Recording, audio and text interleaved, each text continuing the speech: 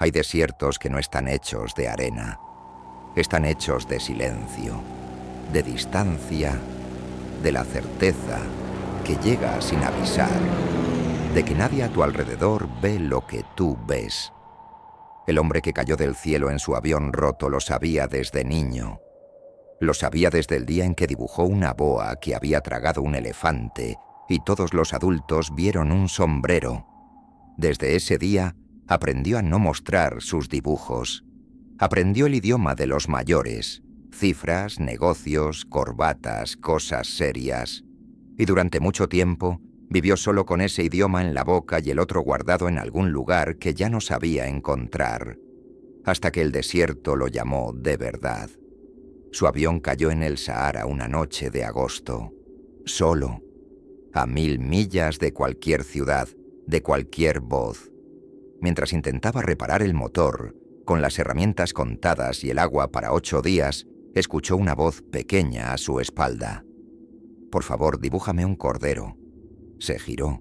Allí estaba, un niño, en medio del Sahara, al amanecer, como si hubiera salido de la arena misma o del cielo, o de ningún lugar concreto, de pie, serio, mirándolo con unos ojos que no pedían permiso. El aviador no preguntó de dónde venía. Tomó el papel y dibujó un cordero. «No», dijo el niño, «ese cordero está ya muy enfermo. Dibuja otro». Dibujó otro. «Este es muy viejo. Quiero un cordero que viva mucho tiempo». Entonces el aviador, por primera vez en años, hizo algo que no sabía que todavía podía hacer. Dibujó una caja, y dentro de la caja dijo: «¿Está el cordero que quieres?». El niño sonrió. Eso era exactamente lo que necesitaba. Se llamaba, aunque el aviador tardó en saberlo, El Principito. Venía de un planeta tan pequeño que cabía en una habitación, tan lejos que ningún atlas lo registraba. En ese planeta había 3 volcanes, 2 activos y uno extinto, aunque nunca se sabe, y una flor, una sola flor. Había aparecido un día de la nada, de una semilla que el viento había traído de algún otro mundo, y había crecido despacio, con una seriedad enorme, hasta convertirse en algo que el Principito nunca había visto. Una rosa. Hermosa y orgullosa y difícil. Una rosa que pedía pantallas contra las corrientes de aire, que tosía levemente para provocar compasión, que decía «te quiero», de maneras tan oblicuas que era fácil no escucharla. El Principito la cuidó, la regó, la protegió.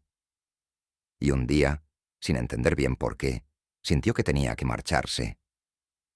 «Debí juzgarla por sus actos», diría después, con esa lucidez dolorosa que solo llega cuando ya es tarde. Nunca debí escuchar sus palabras. Me perfumaba y me iluminaba. No debí haberme ido nunca.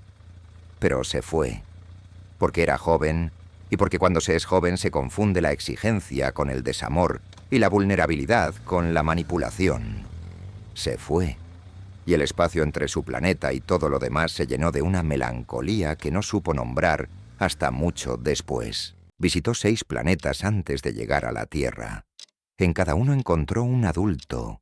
En el primero, un rey que reinaba sobre todo, pero no tenía súbditos. Le ordenó al Principito que se quedara, que fuera su embajador, que lo juzgara. «Eso es lo que hacen los reyes», pensó el Principito mientras se marchaba. Confundir la autoridad con la compañía. En el segundo, un vanidoso que solo quería ser admirado.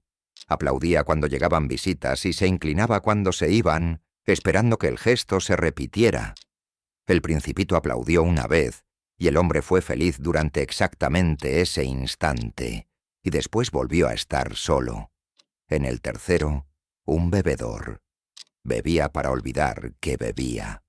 El Principito lo miró un momento largo y siguió su camino. Porque hay tristezas que no tienen puerta de entrada. En el cuarto, un hombre de negocios que contaba estrellas sin parar, convencido de que poseerlas le hacía rico. «Yo tengo una flor», pensó el Principito, «que riego cada día. Eso es poseer, Él solo tiene números.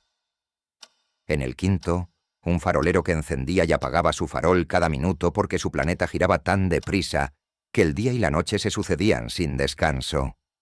Era el único, pensó el Principito, que hacía algo útil. Era el único que pensaba en algo distinto a sí mismo. Casi se quedó con él. En el sexto, un geógrafo que nunca había visto su propio planeta porque los geógrafos no exploran. Registran lo que les cuentan los exploradores. ¿Y las flores?, preguntó el Principito.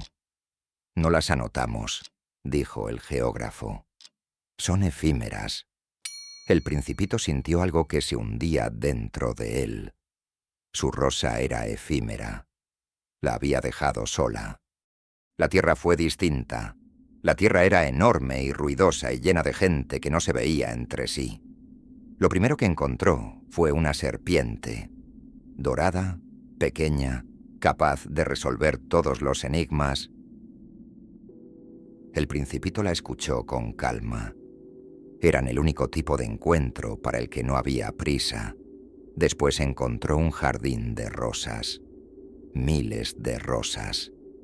Se sentó entre ellas y lloró, porque había creído que su rosa era única en el universo. Y resulta que el universo estaba lleno de rosas exactamente iguales. En ese momento fue más pobre que nunca. Entonces apareció el zorro. «Domestícame», dijo. El Principito no entendió. El zorro explicó. «Domesticar es crear lazos. Es hacer que alguien sea único para ti entre todos los demás. Si lo domesticas, cuando veas los campos de trigo dorado pensarás en mi pelaje. El trigo, que ahora no me dice nada, me dirá algo. Me recordará a ti». «¿Y qué ganas tú?», preguntó el Principito. «Gano un color», dijo el zorro. «Y tú ganas entender por qué tu rosa es distinta a todas las demás».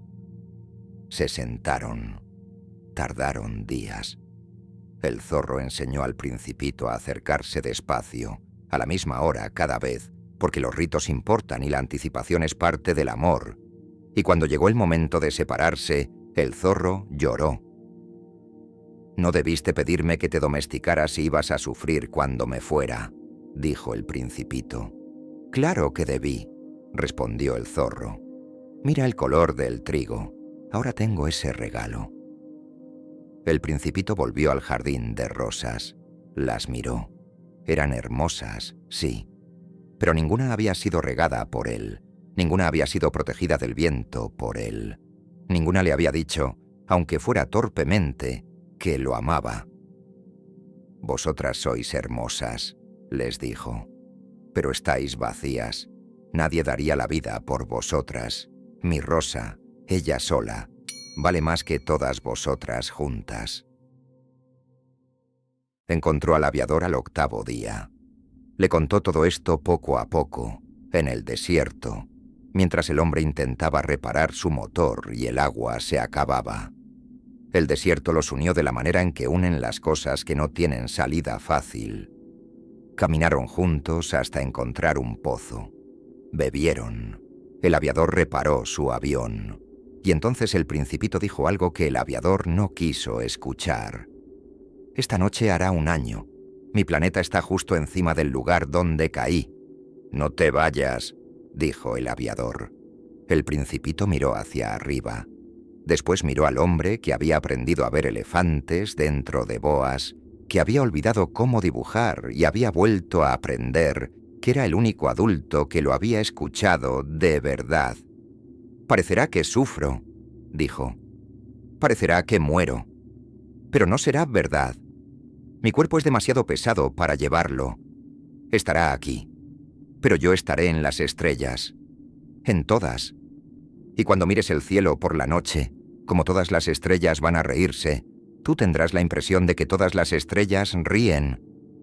El aviador no respondió. Hay cosas que no admiten respuesta. La serpiente dorada llegó al amanecer.